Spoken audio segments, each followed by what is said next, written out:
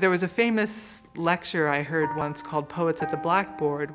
Hugh Kenner was explaining modernist poetry with Ezra Pound and William Carlos Williams by their attending the American university system.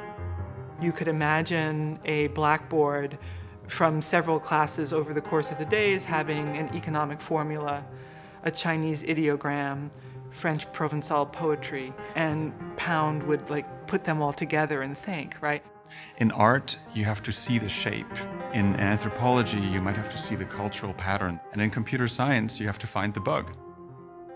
If you have a computer scientist, an artist, and anthropologist in a room together, they often will have all sorts of competitive approaches. But the moment you throw detection into the mix, they all are working on the same thing. Well, I'm a geologist by training. I've been always fascinated by how rivers are depicted in film. Music does something really special. It's vibration, it's in the street, it works differently than texts. Nature and progress and modernism. I record these stories that tend to be very traditional stories. They're in Brazil, most of them. The material I work on is at the intersection of sort of literary studies, art history, regular old history. What I learned from these stories is that almost everyone has one to tell. I'm a science major, so working at the Townsend Center for the Humanities, it really integrates a lot of different things for me. Interdisciplinarity, multidisciplinarity. Performance studies, English, complet, anthropology, neuroscience. Making connections that begin not just to juxtapose disciplines, but to transform them and maybe recreate or even innovate. It's easy to assume that when people are in the humanities, they're all doing the same thing, that we don't even need to be interdisciplinary. And it was so illuminating to see actually that people are coming from extraordinarily different perspectives. Well, I would start in the 5th century BC, because that's really where the humanities begins this extraordinary career. You know, the humanities are lively in part because they never quite know what they're doing. I mean, today I just talked about value for 2 hours. And I use a lot of examples. And then when I was over, I wasn't sure I'd said anything at all. The genuine reason to study the humanities is that these are really central questions that have to do with our lives. I mean, where the sciences, then there are various practices that constitute the sciences. And science is a part of what the practice does. But there are disciplines that constitute the humanities, but humanity is not necessarily, no guideline for what the disciplines do. The kinds of choices we make, the ways we relate to people, how we accept both success and disappointment. And that sounds extremely corny, but I think maybe people aren't corny enough today. The Townsend Center is a gift of Doreen Townsend and of other donors. In other words, it is already a project of private support for public education. The reason it was important on this campus is that people in the humanities didn't know each other.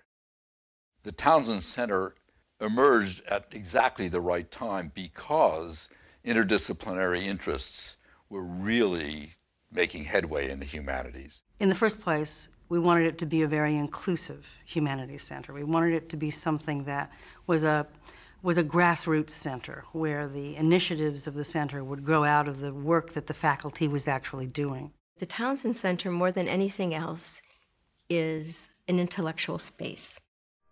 Through programs like the Townsend Fellows, the Discovery Fellows, collaborative research seminars, the Townsend Center gives scholars a place and also time. So it becomes an open space for people to use to explore their own interests. It's been one of those spaces on campus that has acted as a kind of multiplier in the sense of creating greater intellectual energy and greater intellectual interaction than would have been possible within purely disciplinary boundaries. The Townsend Center is internally focused. It focuses on the faculty and students at Berkeley. It offers public programs, research seminars, publications. It's not that these programs exist as discrete units. They really exist in synchronicity, and there's a synergy. So a colleague and I were discussing the state of classics in our department. What has been troubling me so much about the university, and I don't mean the University of California right now, I mean the university, is an increasing distancing from understanding that preserving and investigating the past, the human past, is a vitally important task. We applied for a strategic working group together on old things. And our opening question was, could we talk about what is happening to the classics in relationship to what's happening to the humanities? We were able to choose a group of different faculty members from history, Near Eastern Studies, French, German, environmental studies. We started with actually a very close reading of Thucydides. And then from there, each person would have a different response in terms of their own work. One colleague brought in Nietzsche, where we discussed the question of history. We had another archaeologist who brought in artifacts, Daniel Boyarin and Michael Nyland, who then decided to do a course thread on old things. We came up with this idea of kind of marking courses that from various departments and schools even, that somehow, from some angle, discussed the same idea. They were able to learn about all the different courses around campus in the humanities, the social sciences, and even the hard sciences that related to this topic of old things, of the classics today. I had heard about the Course Threads program sort of as it was getting developed over the years through friends who had worked with the program and was interested in it and wanted to be a part of it as a participant. Undergraduates who were helping pick, organize, select the courses. Having the chance to work on the backside and be really involved in finding the courses and finding the professors and the thread, looking at how the threads all kind of come together to make the program as it is has been amazing. And I think the Humanities Center is extraordinary in the way it allows for that kind of freedom of thought. Really find associations and discussions with colleagues that you couldn't have elsewhere. You know, there's been a revolution in the last 5 years. Everybody has something in their pocket. What do people do with cell phones? They play a lot of games. We had both participated in course threads at the Townsend Center. I was looking to expand into a course that involved undergraduates in what we now call the Social Apps Lab. What we try to do is to combine advanced mobile technologies and aspects of gaming, working with undergraduates to create games, new media really, apps that would involve people in researching and exploring the cities to solve game challenges. So the key idea was to turn players into anthropologists, and the game was the platform by which they would research the city they lived in and see the city in a new light. We stimulated that project by reading and studying both 19th and 20th century texts of urban explorers. So Poe, the man of the crowd, Baudelaire, Manet, the archaeologists of the city. We orient those readings to design exercises. Engineers are problem solvers and artists are problem makers, but you actually need problems to solve in order to move ahead. We attract in the course students from many disciplines. We have anthropology, we have art, we have engineering, computer science, cognitive science, history. Most of our projects focus on citizenship and health. We're looking at asthma patients who are children that are bullied in class, and we want to transform their role in society from somebody being bullied or somebody feeling like a patient to somebody who's ecologically intelligent and can tell if the air quality is bad before anybody else. And the game models that kind of transformation. So the power is to show students how what they're learning can be applied to social and community problems that exist in the world right now. It's not theoretical anymore. It's not an exercise. I think we've got to go teach your class. It's time. Let's go. Yeah. The Townsend Center plays a role in combating what I sometimes describe as the Eiffel Tower syndrome. The view of the place you're in as deceptively all-encompassing, as the view of the world. Sometimes we can fool ourselves and think that everything that's going on is going on here. And so we need to bring in people from the outside, and that's what the center has done. Intellectuals and artists and writers. William Kentridge, who was just a prince of a human being, or the articulateness and acuteness of a Garrick Olson. We had Mile in here for 6 weeks. Maurice Sendak, he was like a Pied Piper when he spoke. When he went to the reception, people followed him like he was the magician that he was. Kenzaburo Oe, the Nobel Prize winner, Ivan Klima, Peter Sellers' amazing production, which was very much part of the Townsend Center agenda of Peony Pavilion.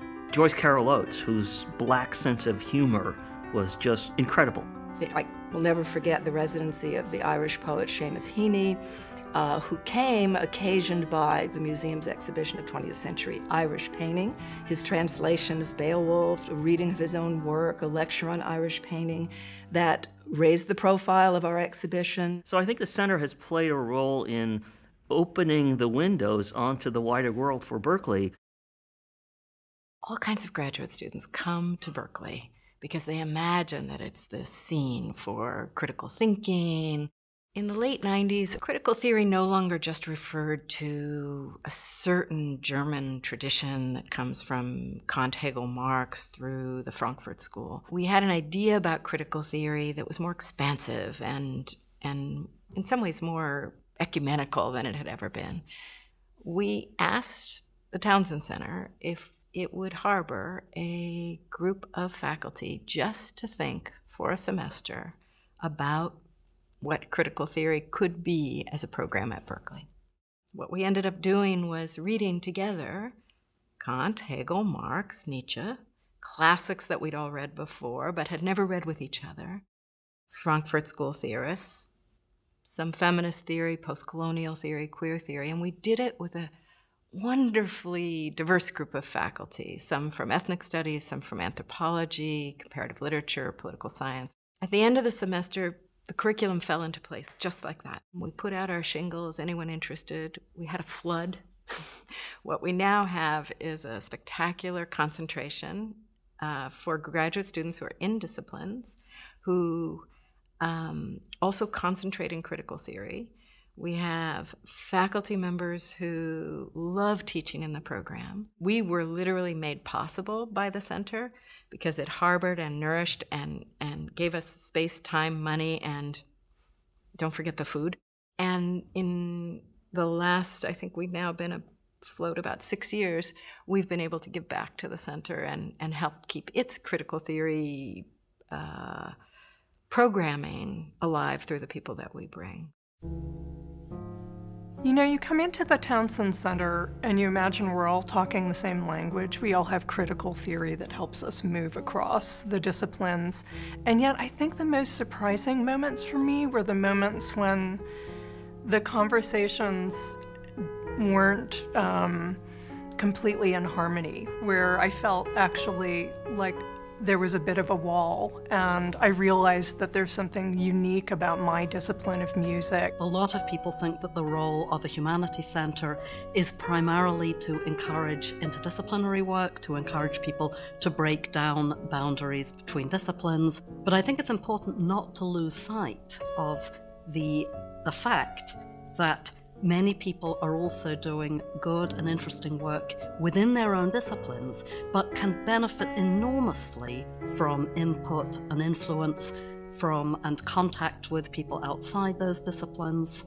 And so I think the real surprise is, although you come and think, oh, I'm going to be part of a humanities center and we're all in it together, that it actually helps reaffirm something about disciplinary identity. I don't know if this is a heretical statement, but one of the best futures of the Humanities Center is that it wouldn't have to exist any longer, because the kinds of things that it did were already available and supercharging the kind of work that we do. I think at this moment when so much of what we do is in a virtual realm, Having a space that embraces that notion of interdisciplinarity, a space where people who maybe didn't expect to meet each other or didn't know that they needed to meet each other can come together, I think is particularly important. It's been there at every crucial stage of my career so far, and I look at each of my major book projects, and I remember the Townsend conversation in which I presented some of that material, and can think about the ways in which they really pushed me to make it better. I guess the first word that comes to mind when I think of the Townsend Center is conviviality. You're not just discussing extremely interesting, compelling, difficult questions, theoretical questions, but you're also, making colleagues that you will have in your life, for decades to come. Yesterday night, I was just having dinner with two Fulbright scholars from Poland that I met through the Subjectivity and Culture Working Group, and that are now good friends, and that I'll probably keep working with in the years to come. I think there's danger in thinking of the center as promoting innovation. It's better to think of the center as offering possibilities. And I think you put it out there, you design it well, and you see what people do with it. But I think the center is the future of the humanities, and the future of the humanities will be the future of the center. So often professors get absolutely caught up in the million obligations they have to their fellow faculty, to students, to all sorts of committees, and it's easy, right, in the swirl of things to kind of think, well, why did I do this, or not even to think much. And I think the Townsend Center from its very beginning was always about conversations. And it was always about remembering, right? What is the excitement and what is really the intellectual spark that makes all these other things happen and that makes them worthwhile.